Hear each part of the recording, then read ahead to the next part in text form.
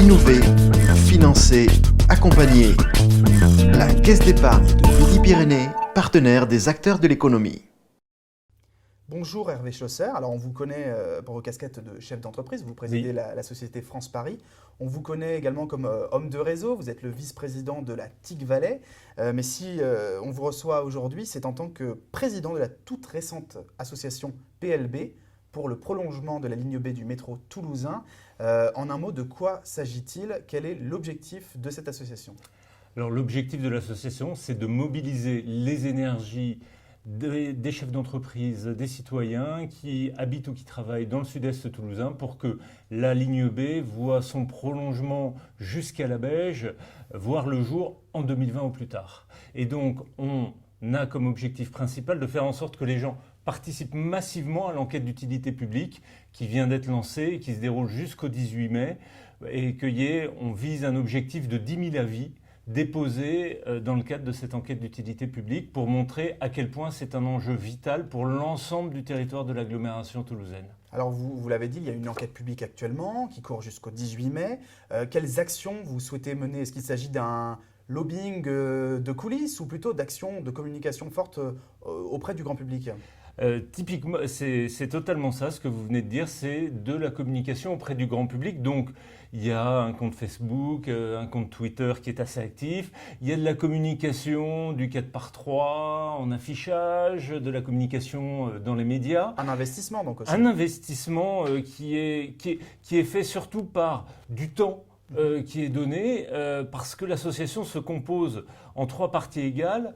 2 chefs d'entreprise, et c'est un de ceux-là qui a été choisi pour présider l'Assemblée, 2 membres des collectivités qui sont concernées par le projet et de citoyens. Et donc notre but, c'est vraiment de faire en sorte que l'ensemble des gens qui vivent ou qui travaillent sur le territoire du sud-est toulousain, il y a 50 000 personnes qui travaillent tous les jours, c'est le 2e bassin d'emploi de l'agglomération toulousaine, se mobilisent pour dire oui, on en a absolument besoin de ce prolongement de la ligne B. Il faut que ça arrive très vite parce qu'il y a d'autres projets alternatifs qui circulent ou qui sont dans les tuyaux, mais qui sont à horizon beaucoup plus lointain. On parle de 2030. Vous parlez notamment de la fameuse 3e ligne du métro toulousain. D'ailleurs, êtes-vous favorable au sein de l'association à cette 3e ligne? Oui, on n'est pas opposé à cette 3e ligne de métro.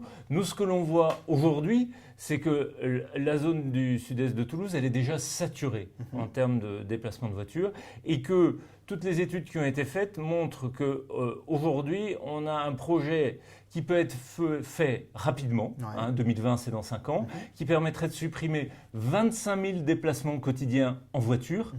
Je vais vous donner un exemple très concret, vous l'avez rappelé. Je suis vice-président de la TIC Valais. À la Beige. À la Beige.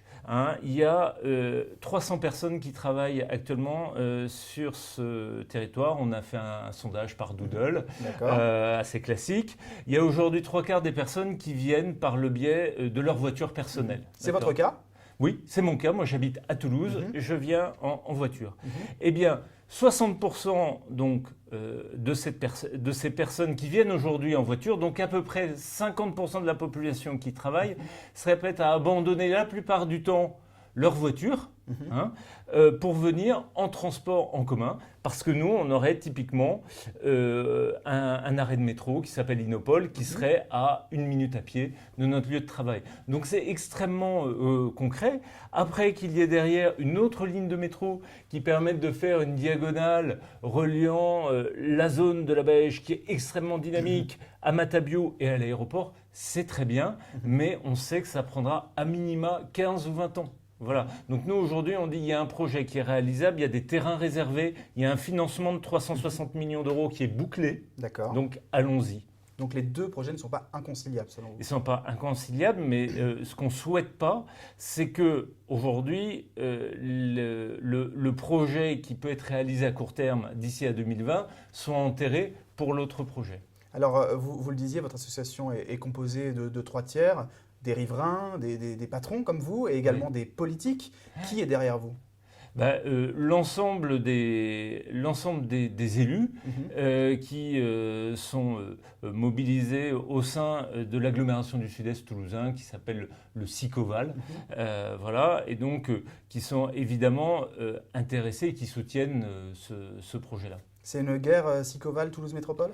Non, je ne crois pas. Je ne pense pas que ce soit un enjeu politique. Je pense que c'est un enjeu écologique, économique et donc citoyen. C'est à ce titre-là que moi-même je m'y suis engagé. J'entretiens de très bonnes relations avec les équipes de la mairie de Toulouse et de l'agglomération toulousaine, que ce soit notamment au travers du récent label French Tech qui a été obtenu pour l'agglomération toulousaine et pour lequel je me suis battu et sur lequel je suis impliqué très régulièrement.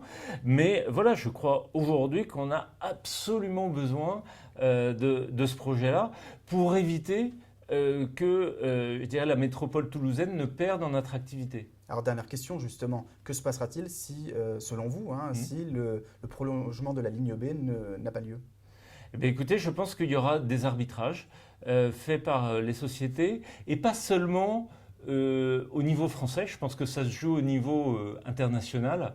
La principale entreprise de l'association TIC Valais, c'est Sigfox. Plus grosse levée de fonds en France en amorçage. 100 millions d'euros. 100 millions, exactement.